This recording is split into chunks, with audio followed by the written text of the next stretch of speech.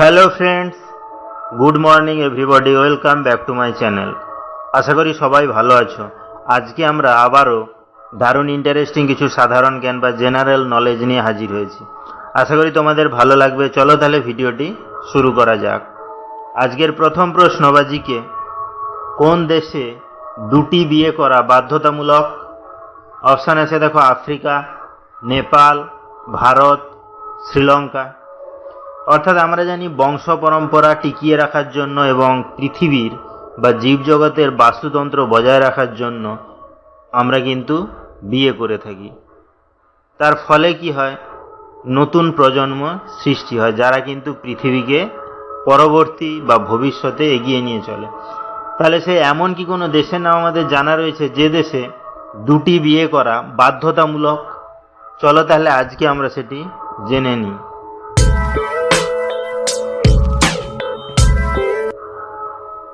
এখানে সঠিক অ্যান্সারটি হবে আফ্রিকা। অর্থাৎ আফ্রিকা দেশে কিন্তু দুটি বিয়ে করা বাধ্যতামূলক। নেক্সট কি আছে দেখো, আজকের 2 নম্বর প্রশ্ন বা জিকে, সবচেয়ে কম বয়সে কে প্রধানমন্ত্রী হয়েছিলেন? অপশান আছে দেখো, মনমোহন সিং, রাজীব গান্ধী, নরেন্দ্র মোদী, রাহুল গান্ধী। অর্থাৎ আমরা জানি প্রধানমন্ত্রী হওয়ার জন্য ন্যূনতম কিন্তু একটা বয়সের প্রয়োজন হয়, এবং ভারতে যতজন প্রধানমন্ত্রী হয়েছেন তাদের মধ্যে এমন কি কারো নাম আমাদের জানা রয়েছে যে সবচেয়ে কম বয়সে প্রধানমন্ত্রী হয়েছিলেন? চলো তাহলে আজকে আমরা সেটি জেনে নিই।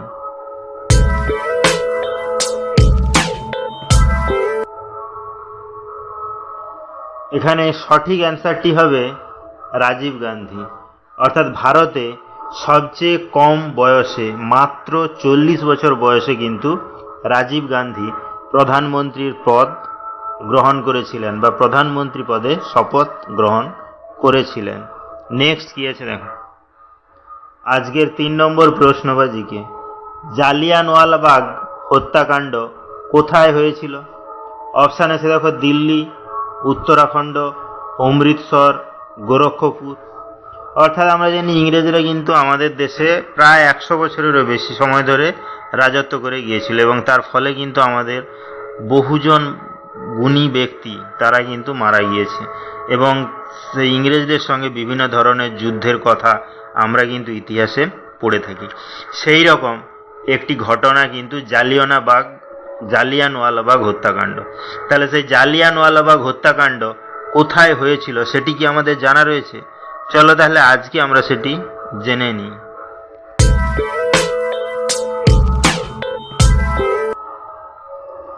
এখানে সঠিক অ্যান্সারটি হবে অমৃতসর। অর্থাৎ জালিয়ানওয়ালাবাগ হত্যাকাণ্ড অমৃতসর হয়েছিল বা অমৃতসরে হয়েছিল। তাহলে ভিডিওগুলো যদি ভালো লাগে চ্যানেলটিকে অবশ্যই সাবস্ক্রাইব করবে, লাইকস করবে, কমেন্টস করবে ও ফ্রেন্ডদের শেয়ারও করবে, কারণ প্রতিদিন এইরকম ইন্টারেস্টিং ভিডিও পেতে গেলে চ্যানেলটিকে অবশ্যই সাবস্ক্রাইব করতে হবে। নেক্সট কি আছে দেখো, আজকের 4 নম্বর প্রশ্ন বা জিকে, কোন জীব 1 বছর পর্যন্ত না খেয়ে দেয়েও বাঁচতে পারে? অপশান আছে দেখো, সাপ, নেউল, মাছি, বিছা।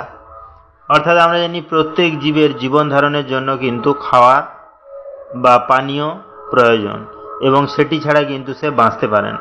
কিন্তু এমন কি কোনো জীবের নাম আমাদের জানা রয়েছে যে জীব 1 বছর পর্যন্ত না খেয়ে দেয়েও থাকতে পারে? চলো তাহলে আজকে আমরা সেটি জেনে নিই।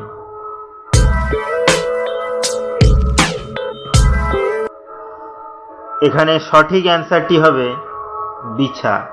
অর্থাৎ বিছা এমন এক ধরনের প্রাণী বা জীব যে কিন্তু 1 বছর পর্যন্ত না খেয়ে দেয়েও থাকতে পারে বা বাঁচতে পারে।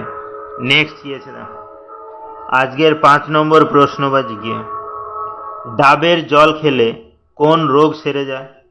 অপশান আছে দেখো, liver cancer, kidney, diabetes, malaria.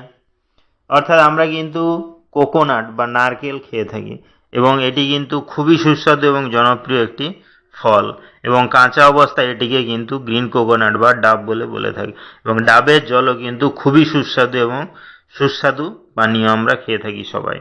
তাহলে সেই ডাবের জল খেলে কোন রোগ সেরে যায় সেটি কি আমাদের জানা রয়েছে?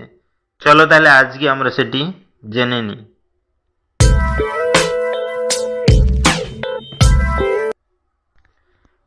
এখানে সঠিক অ্যান্সারটি হবে লিভার ক্যান্সার। অর্থাৎ ডাবের জল পান করলে বা খেলে লিভার ক্যান্সারের মতো জটিল রোগও সেরে যায়। নেক্সট কি আছে? আজকের 6 নম্বর প্রশ্ন বা জিকে, কোন পশুর দুধে বিষ পাওয়া যায়? অপশান আছে দেখো, সিংহী, উট, গন্ডার, বানর। অর্থাৎ আমরা জানি দুধ কিন্তু খুবই গুরুত্বপূর্ণ এবং প্রয়োজনীয় একটি পুষ্টিকর খাদ্য, যেটি কিন্তু ছোট থেকে বড় আমরা সবাই খেয়ে থাকি এবং বিভিন্ন প্রাণীর দুধ হয়ে থাকে। সেরকম এমন কি কোনো পশুর নাম আমাদের জানা রয়েছে যে পশুর দুধে বিষ বা পয়জন পাওয়া যায়? চলো তাহলে আজকে আমরা সেটি জেনে নিই।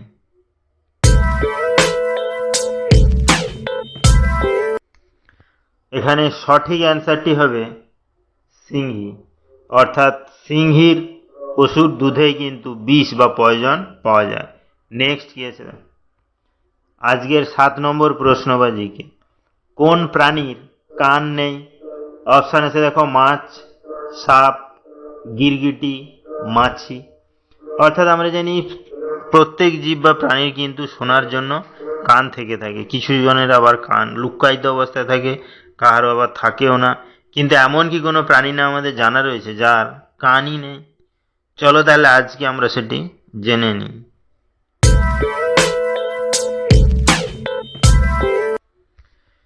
তো বন্ধুরা, এই কোশ্চেনটি কিন্তু তোমাদের জন্য। এই কোশ্চেনটির অ্যান্সার যদি তোমাদের জানা থাকে তাহলে অবশ্যই আমাকে কমেন্ট করে জানাবে।